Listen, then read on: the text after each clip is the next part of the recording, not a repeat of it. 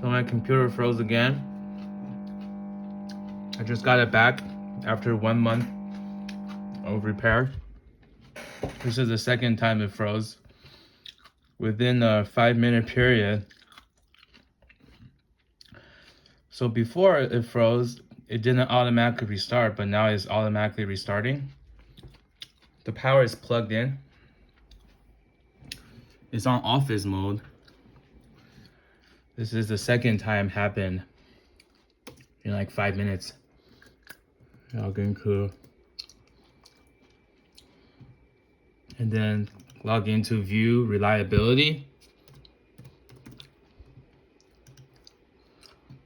So there's failure logs. Window did not properly shut down. Windows stopped working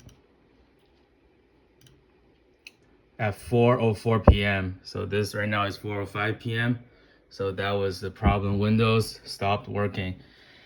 So hopefully I'm gonna request to send this back in again. Can you guys please resolve the issue? I know your policy is you can't replace the system without duplicating the failure when you're testing, but come on, I just got it back and already failed twice.